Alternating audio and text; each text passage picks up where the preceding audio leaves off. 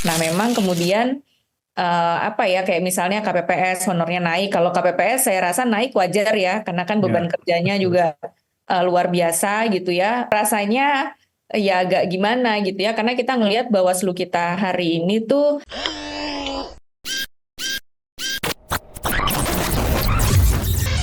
Halo sahabat integritas, jumpa lagi di program Buka Kartu. 2 hari menjelang pencoblosan, Presiden Jokowi menaikkan tunjangan Bawaslu. Nah, itu satu hal yang rame dibicarakan hari ini. Sebelumnya film Dirty Vote juga menarik atensi banyak orang, jutaan penonton juga sudah menyaksikan. Dan di sana kita juga bisa melihat bagaimana skenario dan proses penyelenggaraan Pilpres 2024 diliputi dengan berbagai macam indikasi kecurangan yang sayangnya itu dilakukan oleh penguasa yang sedang berkuasa hari ini. Nah, karena besok kita akan melakukan pencoblosan di TPS masing-masing, hari ini kita akan mendiskusikan seputar potensi kecurangan yang mungkin terjadi dalam pelaksanaan pencoblosan suara dengan Mbak Khairunisa Agustiati atau biasanya teman-teman memanggilnya sebagai Mbak Ninis ya. Mbak Ninis ini adalah ketua Perludem ya atau ketua pengurus Perludem. Perludem adalah sebuah organisasi ya NGO yang melakukan kerja-kerja advokasi, kajian dan pemantauan di seputar isu demokrasi dan pemilu. Oleh karena itu Perludem sangat concern dengan apa yang terjadi di dalam penyelenggaraan pemilu kita hari ini. Mbak Ninis, apa kabar? Baik, Mas Adnan, apa kabar? Sehat-sehat juga ini. Yang nggak sehat ini pemilu kita kayaknya. Iya. Mbak Ya. Ninis, terkejutkah dengan keputusan Jokowi menaikkan tunjangan Bawaslu? Ya terkejut nggak terkejut ya Mas ya. Jadi Oh, baik. oke, sudah terbiasa, sudah mulai terbiasa. Sudah mulai terbiasa. Ya, ya mungkin sebuah kebetulan gitu ya, dinaikinnya berapa 2 hari ya menjelang hari H. Dan memang sebetulnya kalau kita apa ya kita lihat dia dari anggaran pemilu tuh memang yang besar itu kan cost-nya itu kan ya untuk biaya honor penyelenggara pemilu, Mas. Jadi kita tuh kalau petugas penyelenggara pemilu mungkin se-Indonesia dari level pusat sampai daerah tuh mungkin ada 6 sampai 7 juta petugas ya. Jadi memang honor yang diterima ya anggarannya itu memang terserapnya banyaknya ke honor.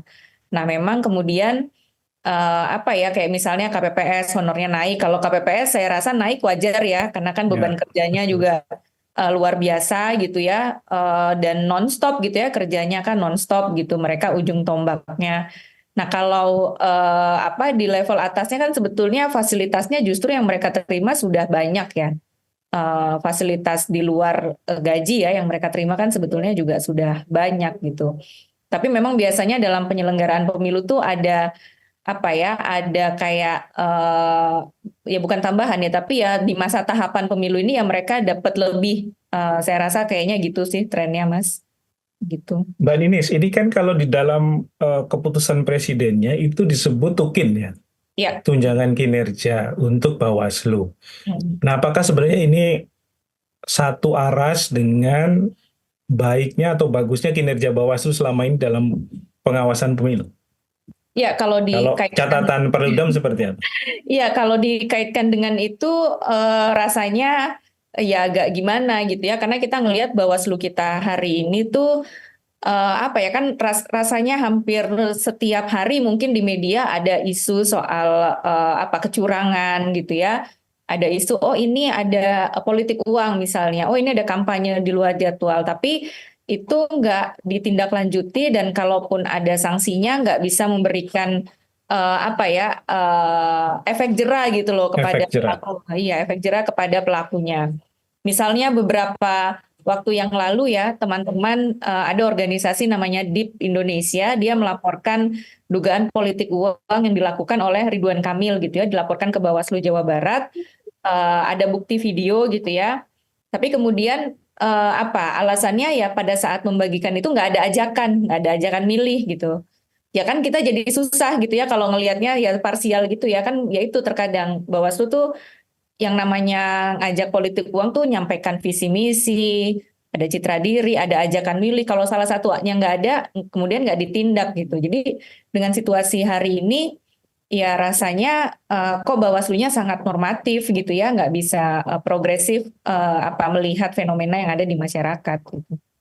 Ini eh, situasi Bawaslu menjadi seperti sekarang, itu kira-kira apa sih Mbak Ninis penyebabnya?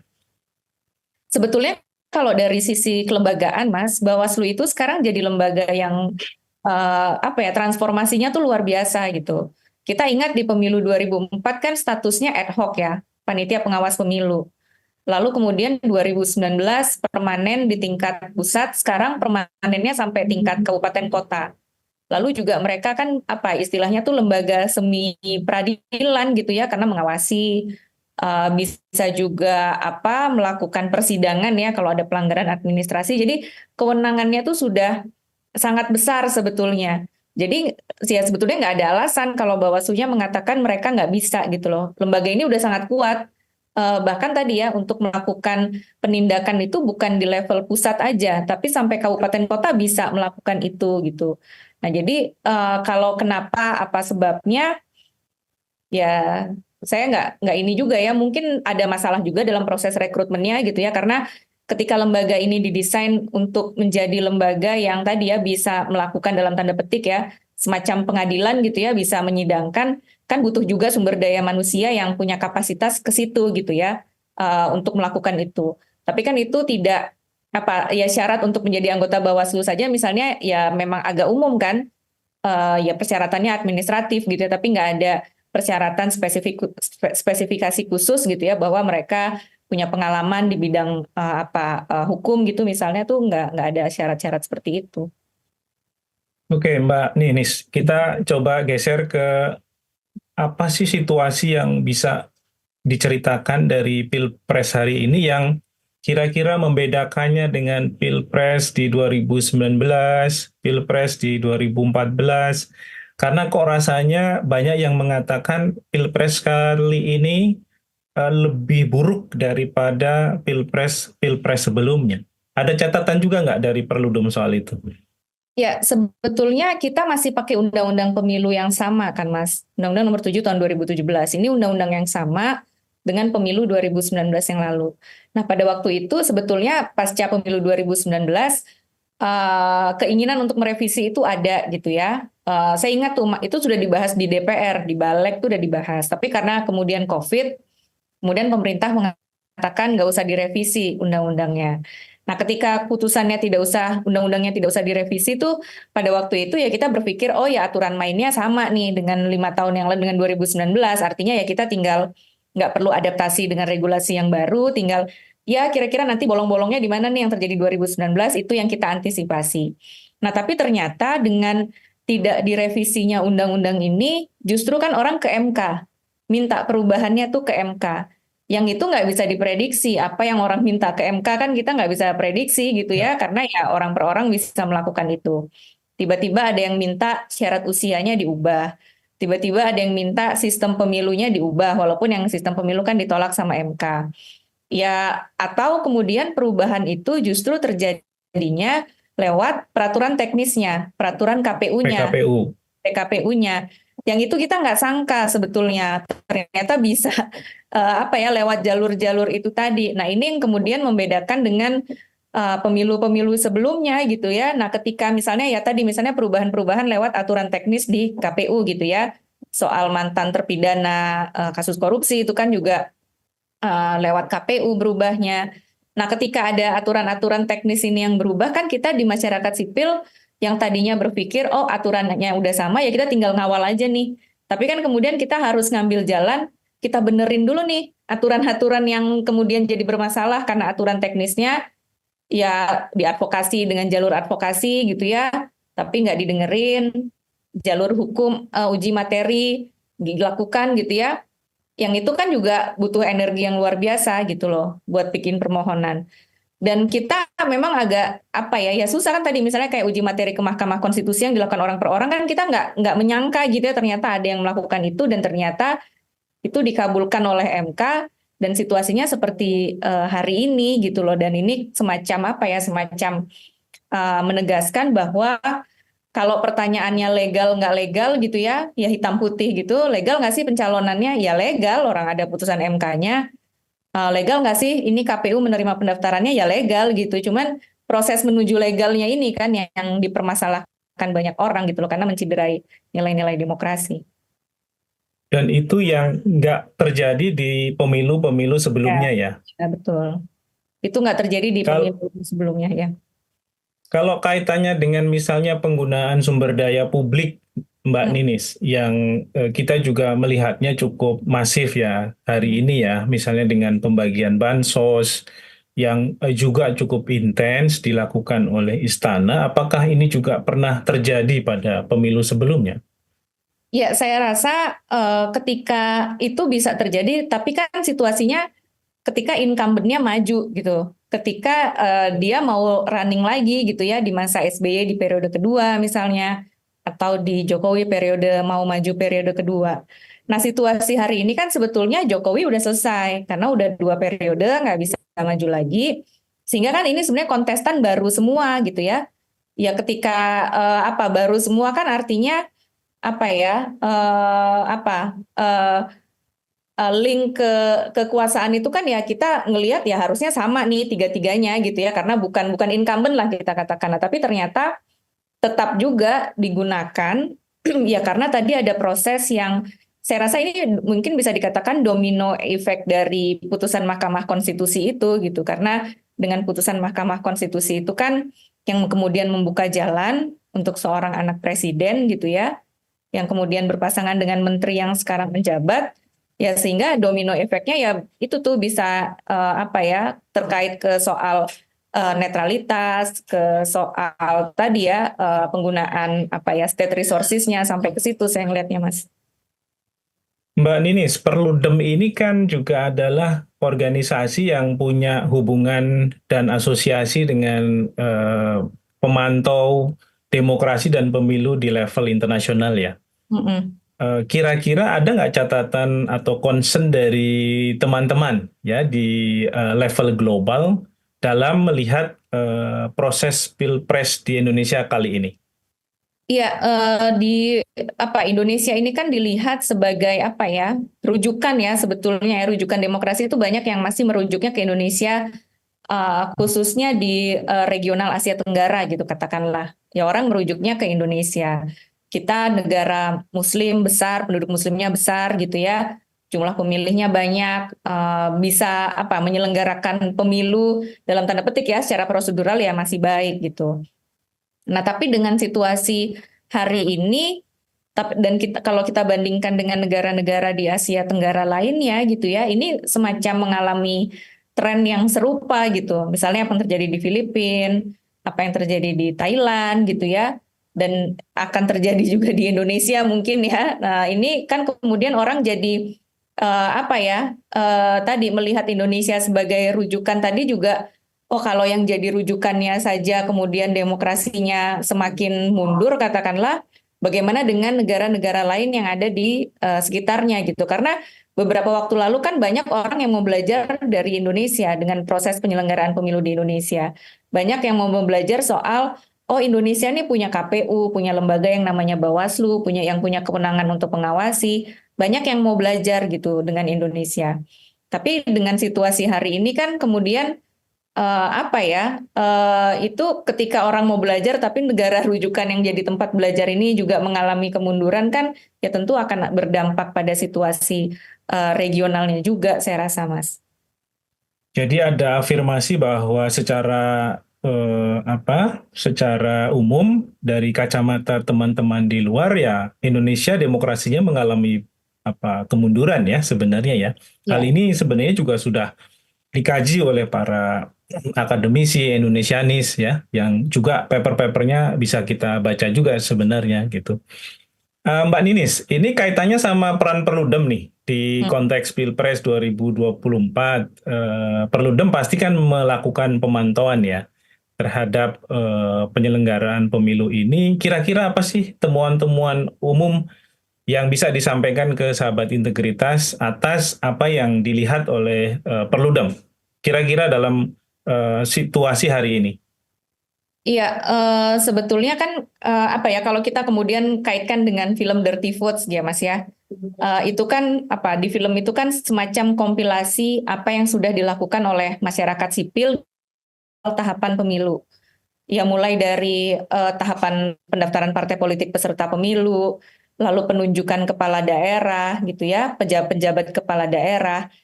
Nah, itu kan apa yang sebetulnya sudah Perludem, ICW, teman-teman yang lain lakukan juga gitu loh. Jadi apa dari apa dan tadi ya kalau bicara soal advokasi kan sebetulnya cara-cara yang dilakukan oleh Perludem dan juga teman-teman lain dalam mengadvokasikan permasalahan-permasalahan tadi kan bisa dikatakan ini masih apa ya masih kita masih menggunakan cara-cara yang rasional gitu loh. Ya saya rasa melaporkan tadi ya uji materi, lapor ke ombudsman, lapor ke DKPP misalnya ini cara-cara yang rasional gitu loh karena kita pakai saluran-saluran yang ada. Nah, tapi memang kemudian kan apa ya kok kalau saya ngelihat masyarakat sipil jadi apa ya terengah-engah gitu ya menghadapi negara yang sekuat ini karena kan pendekatannya jadi kayak dicuekin aja gitu ya udah mau lapor ke ombudsman silakan tapi ya kita cuekin aja gitu loh mau lapor ke eh, MA ya udah silakan dikabulin tapi dicuekin aja gitu jadi ini yang kemudian terakumulasi sih Mas aku ngelihatnya ya di ya kalau kita mau lihat dirty votes ya nah itu sebetulnya yang memang sudah dilakukan oleh teman-teman masyarakat sipil dikompilasi di situ gitu loh jadi kalau misalnya tadi pertemuannya apa ya saya rasa apa yang di film itu ya temuan dari apa yang dilakukan oleh teman-teman masyarakat sipil. Jadi kalau tim Prabowo mengatakan dirty vote itu sebagian besar isinya fitnah itu ya tidak terkonfirmasi sebenarnya ya. Iya betul karena tadi laporan misalnya soal pengangkatan penjabat itu kan dilaporkan ke ombudsman dan ada putusannya ombudsman tentu nggak fitnah dong kita bisa akses dokumennya. Uji materi juga itu kan ada dokumen publiknya dan benar ada gitu ya soal tadi ya uji materi afirmasi perempuan soal apa pencalonan mantan terpidana kan ada semua dokumen publiknya ada soal misalnya verifikasi partai politik peserta pemilu itu disidangkan di DKPP bukti-buktinya di media-media bahkan pada waktu itu banyak yang bukti rekaman itu dimunculkannya sama teman-teman media gitu dan itu ada gitu ya jadi tentu bukan bukan fitnah karena memang itu terjadi pada waktu itu. Mbak Ninis, besok ini kan kita akan menghadapi pencoblosan suara Ya. ya untuk pemilu Pilpres dan pemilu yang lain lah termasuk caleg DPD ya. Nah, kira-kira apa concern Perludem yang perlu diwaspadai terutama oleh teman-teman sahabat integritas nih sehingga mereka juga bisa mengambil peran dalam Hmm. misalnya melakukan pemantauan dan lain-lain. Ya, pertama mungkin sudah beberapa jam lagi ya, beberapa jam lagi hari H.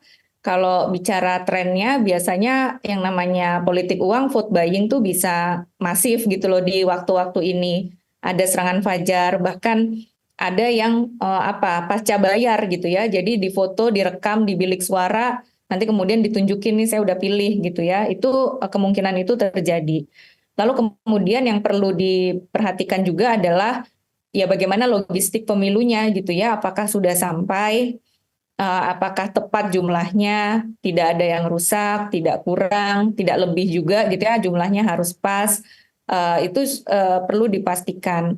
Nah yang tidak kalah penting juga adalah setelah besok kita memilih, tentu kita harus kawal suara kita gitu loh. Jadi apa ya, ya udah milih terus pulang, kalau bisa ya balik lagi ke TPS untuk memfoto hasil apa C plano C hasilnya itu untuk difoto. Jadi kita juga punya recordnya. Jadi kita bisa jadi apa? Kita di masyarakat berpartisipasi juga untuk kontrol nih proses penghitungan suaranya yang dilakukan oleh KPU. Saya rasa kalau ini dilakukan masif, ya apa ya masyarakat publik tuh bisa mengawasi gitu loh bahwa betul-betul suara kita tuh nggak dicurangin. Kira-kira ada nggak Mbak Ninis, kanal-kanal yang bisa digunakan atau diunduh gitu ya oleh teman-teman semua, yang kemudian ini bisa menjadi alat kontrol yang juga efektif. Ya, saat ini apa ya, sisi positifnya adalah banyak inisiatif dari masyarakat sipil yang membuat tadi ya platform-platform yang bisa digunakan gitu ya. Ada Jaga Pemilu, ada Jaga Suara, ada Kawal Pemilu, ada Warga Jaga Suara, ada Jaga Suaramu, macam-macam gitu ya. Ada peta kecurangan pemilu juga. Ini bisa digunakan oleh masyarakat, sebenarnya tinggal dipilih mau pakai yang mana gitu ya. Dan kemudian dengan banyaknya inisiatif ini, saya rasa juga apa ya, bukan kemudian menandakan bahwa kok masyarakat sipilnya jadi terkotak-kotak nih, ada yang ini, ada yang ini. Saya rasa enggak gitu. Ini bisa digunakan sama siapa saja kok. Ini saya rasa pun nanti juga kita akan mengkonsolidasikan temuan masing-masing ya di setiap kanal-kanal ini, yang justru semakin banyak semakin baik ya, semakin baik bisa digunakan oleh publik. Jadi kita bisa mengawal bersama-sama nih proses penghitungan, karena di situasi hari ini saya rasa ya tinggal itu tuh yang bisa publik lakukan ya ke dalam konteks pungut hitungnya ya. Tinggal kita kawal nih suara kita biar nggak dicurangin gitu.